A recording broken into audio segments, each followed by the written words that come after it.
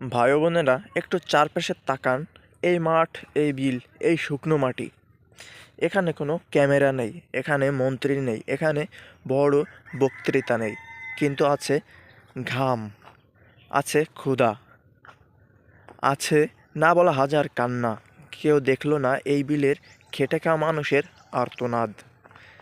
এই মাঠে মানুষটা কাজ করে, যে সকালে উঠে প্রথমে ভোটের কথা ভাবে না, সে ভাবে আজ পেটে ভাত জুটবে তো।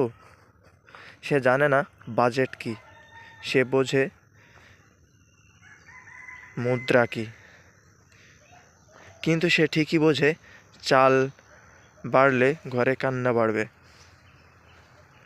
এই মানুষটা রোদে পুড়ে বৃষ্টিতে ভিজে নিজের সন্তানের মুখে দিকে তাকিয়ে নিজের স্বপ্নগুলো মাটিতে পুঁতে দেয়। এই মাটিতে দাঁড়িয়ে কেউ শোনে না, ভাই সার কিনতে পারছি না, ফসলের দাম নাই, ঋণ শোধ করবো কীভাবে। এই কান্না মাইকে ওঠে না, এই কষ্ট টিভিতে আসে না, কিন্তু রাজনীতিতে আসে, ভোট আসে, স্লোগান আসে।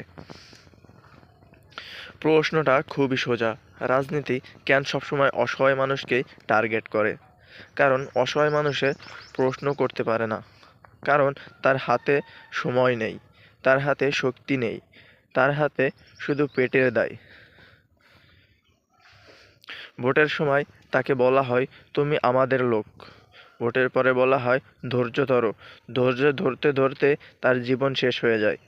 এই মাঠে দাঁড়িয়ে আজ আমি জিজ্ঞেস করি, কয়জন নেতা এই মাটিতে পা রেখেছে? কয়জন মন্ত্রী এই রোদে দাঁড়িয়েছে? কয়জন সিদ্ধান্ত নিয়েছে মাঠ দেখে? তারা শহরে বসে হিসাব করে, আর গ্রামের মানুষ মাঠে বসে কাঁদে। এই বৈষম্য সবচেয়ে বড় রাজনীতি।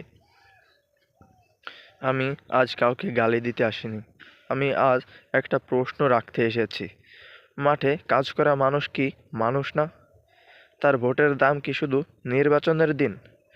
যে দেশে কৃষক বাঁচে না, যে দেশে উন্নয়ন শুধু পোস্টার। ভাই ও বোনেরা, এই বিলে একদিন কথা বলবে, এই মাঠ একদিন সাক্ষী দেবে। যেদিন মাঠের মানুষ আর্তনাদ রাজনীতির কানে ঢুকবে, সেদিন এই দেশের সত্যি বদলাবে। যে মানুষ মাঠে ঘাম ঝরায়, তার সম্মান না দিলে কোনো ক্ষতি, কোনো ক্ষমতা টেকে না। ধন্যবাদ এই মাটুর মানুষের নামে, এই মানুষের নামে। সবাই ভালো থাকবেন, সুস্থ থাকবেন।